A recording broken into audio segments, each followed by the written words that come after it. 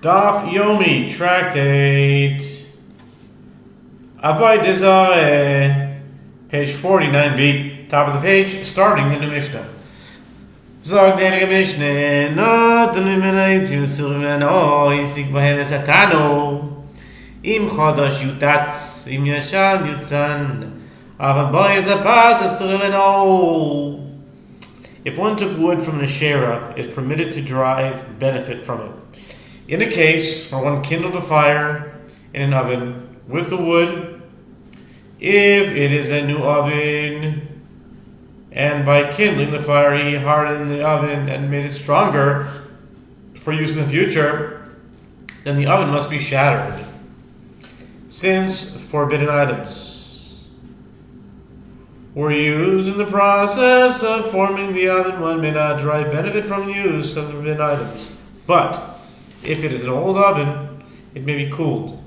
It is prohibited to use the oven only while it is still hot. If one baked bread with wood from the Asherah as the fuel, it is prohibited to derive benefit from the bread. Rabbi Eliezer Omer, Yoli Chanao Yam HaMelach, Amru lo ein pidyon l'Avodah Zarah. If this bread was intermingled with other bread, it is prohibited to derive benefit from all the bread. Rabbi Eliezer says one must take the benefit and cast it into the Dead Sea. In other words, one is not required to destroy all of the loaves. Instead, one should designate money equal in value to the wood that he used from the Asherah, and he should destroy this money to offset the benefit he derived from the forbidden wood. The rabbi said to him, "There is no monetary redemption for objects that are forbidden due to idol worship. Once the bread becomes forbidden, it cannot be redeemed by having the value of the forbidden wood cast into the Dead Sea. Not alimenu karkeor,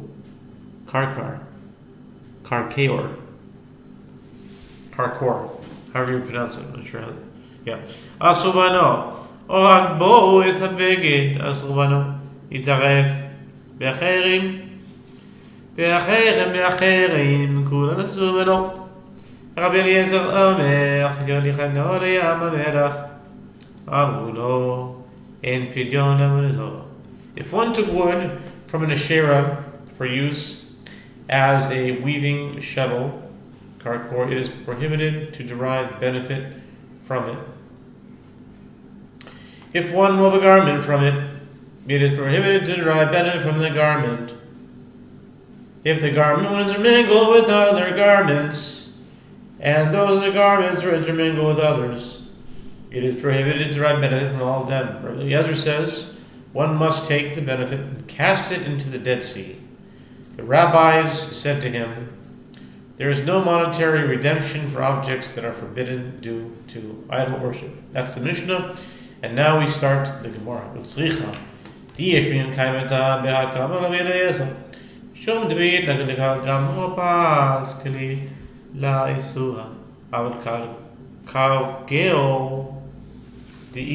a say right there. I don't know how that's karkeor. Yeah.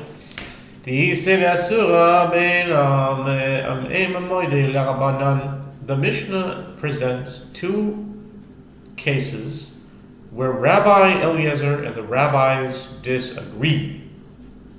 The Gemara explains, and both are necessary, as if the Mishnah had taught us only the first case concerning the forbidden bread, one might have thought that it is only in this case that Rabbi Eliezer says that the bread is permitted after casting the value gained from the forbidden wood into the Dead Sea, because at the time that the bread has finished baking, the forbidden wood has burned up.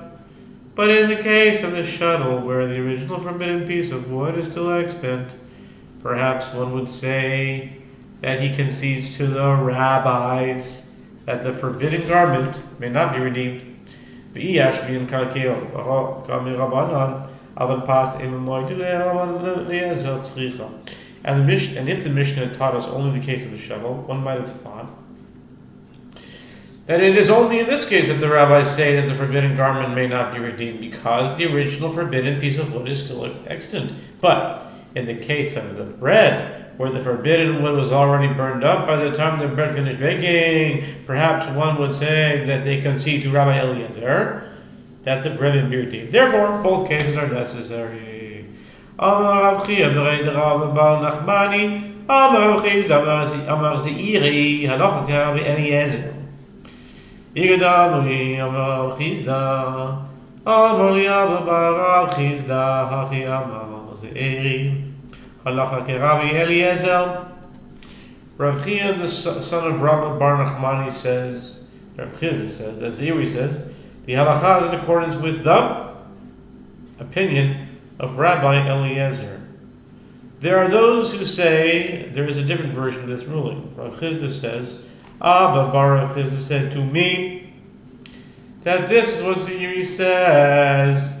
The halacha is in accordance with the opinion of Rabbi Eliezer. Avodah lo shanu el pas, avol chovis lo. Now, Rav Ada bar Hava says they taught that the halacha is in accordance with the opinion of Rabbi Eliezer only in the case of forbidden bread. But with regard to the case of a barrel of wine used for an idolatrous libation, which was intermingled with permitted barrels of wine, the halacha is not in accordance with the opinion of Rabbi Eliezer. And Rav Chizda says, even in the case of a barrel of libation of wine,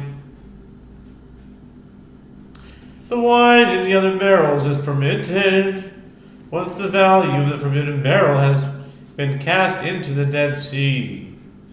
Ahu gavro dit arav lechavita diainesak bechamre as lekamed Rav Chizda amar shekol abazuzi shetivanaho b'nahar v'nishchila.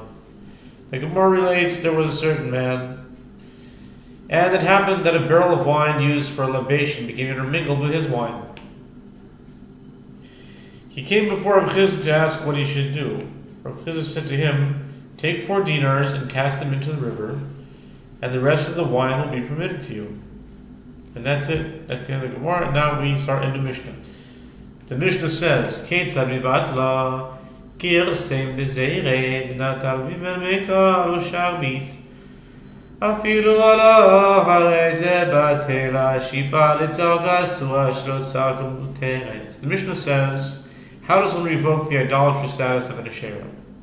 If a Gentile trimmed dry wood or pruned green wood from the tree for his own benefit, or if he removed from it a stick or a rod, or even a leaf, he has thereby revoked its idolatrous status, as he has proven that he no longer worships it. If a Gentile shaved down the tree for its own sake to improve its appearance, it remains prohibited to derive benefit from it.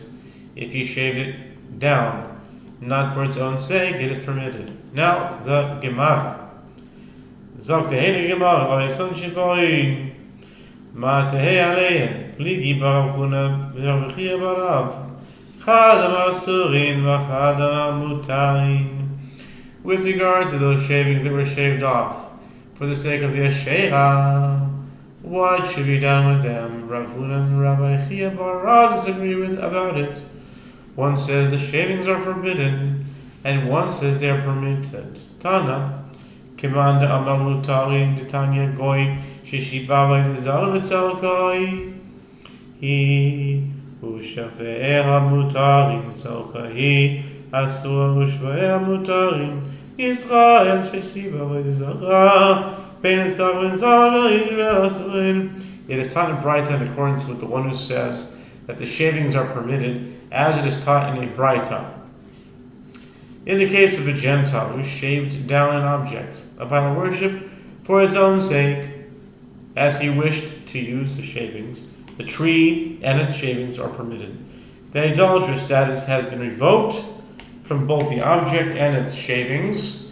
If he shaved it for it, meaning for the idol's own sake, it remains forbidden, but its shavings are permitted. And in the case of a Jew who shaved down an object of idol worship, whether for its sake or for his own sake, the object and its shavings remain forbidden, as a Jew cannot revoke an object's idolatrous status.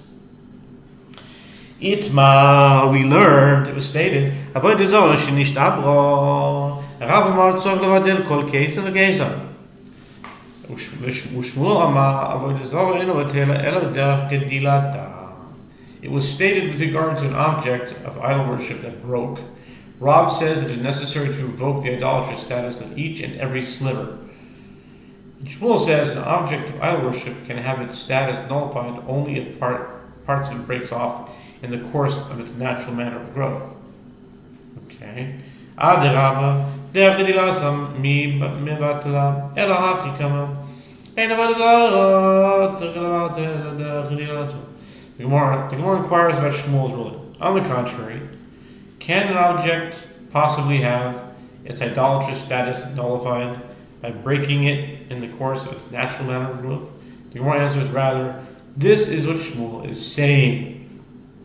If an object of idol worship breaks, its idolatrous status is automatically nullified, as the idol worshipper will see that it broke and will no longer attribute any power to it. It needs to have its idolatrous status actively revoked only in a case where it broke off in the course of its natural manner of growth. For example, if leaves fall from a worshipped tree, the tree and the leaves retain their idolatrous status. In this case, the idol worshipper will not attribute the fallen leaves to a lack of power of the tree. The Gemara suggests, let us say that Rav and Shmuel disagree about this. One sage, Rav, holds that people worship even fragments of idols. Therefore, the fact that an idol broke does not result in the nullification of its idolatrous status. And one sage, Shmuel, holds that people do not worship fragments of idols. Lo. The Gemara rejects the suggestion. No. Tekuli amoiv din shvarim. Hacha b'shiva shvarim goyim. Ma'asa shiva shvarim zul ma'asa shiva shvarim mutar. No, everyone agrees that people do worship fragments of idols, and here it's with regard to fragments of fragments that they disagree. One sage, Rav, holds that fragments of fragments are forbidden, and one sage, Shmuel, holds that fragments of fragments are permitted. V'bayitema. If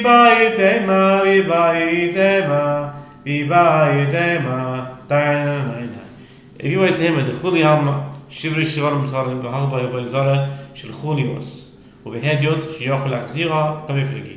Mouse of a given the headyot, Yachulach Zira, Lavotla, Mouse of Ena Zara, Batela, Ella Derkidilosa, the Haino Oche, Halav Kidilosahi, Ben Serich Levata.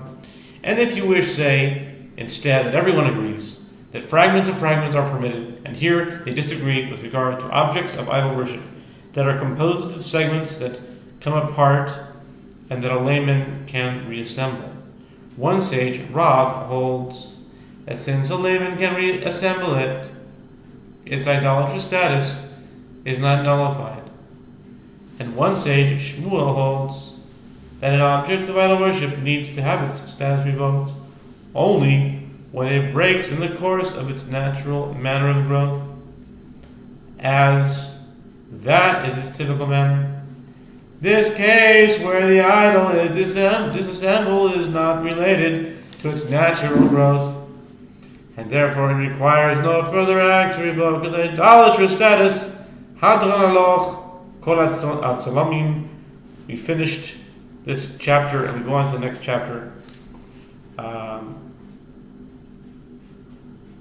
May we return to you, Kol HaTzalamim, the chapter that is. And now we start the new Mishnah, the new chapter. Rabbi Yishmael Omer, Shlosh Avalim Zo, Betzad Merkulis, Esurois, Ushtaim Utarois, Chachamim Shenirois Imo, Asuros, Vishein Niros Imo Mutaros. The Mishnah says, Rabbi Yishmael says, 3 stones that are adjacent to each other at the site of Mercury are prohibited, as that idol was worshipped by tossing stones toward it, which then became part of the idol. But if there are only 2 stones, then they are permitted. And the rabbis say those stones that are adjacent to Mercury and appear to have fallen from it are prohibited, but those stones that are not adjacent to it are permitted. That's the Mishnah. And now we go to the Talmud. The Gemara says, the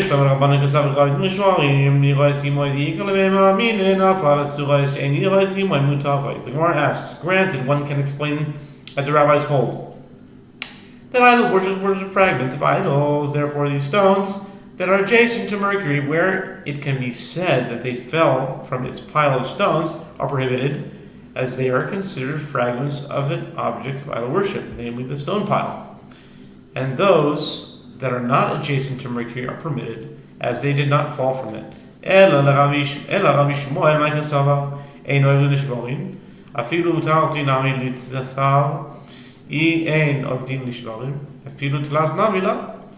with regard to the opinion of Rabbi Ishmael, what does he hold? If he holds that idol worshippers worship fragments of idols, even 2 stones should be permitted. If he holds that idol worshippers do not worship fragments of idols, even 3 stones should not be prohibited. Amar Rabbi Yitzchak bar Yosef, Amar Rabbi Yochanan. Rabbi Yitzchak bar Yosef says that Rabbi Yochanan says, "Biyadua shenashchu mimenu divrei hakol asuris. Vafilu leman da'omar ein oivrin leshevorim hanimili avodah Zarah delab hainu oche. Aval hocha d'mikora tabore mitabre hainu oche ki pligi bistama." Rabbi Yitzchak bar Yosef says, Rabbi Yochanan says, in a case where it is known that these stones fell from the pile of stones, everyone agrees they are prohibited. And this is the halacha, even according to the one who says idol worshippers do not worship fragments, as that statement applies only to a form of idol worship where that is not the normal manner in which it is worshipped. Here, where the stones thrown onto the pile are broken stones from the outset, this is its normal manner of worship. They disagree only when it is not specifically known where these stones came from.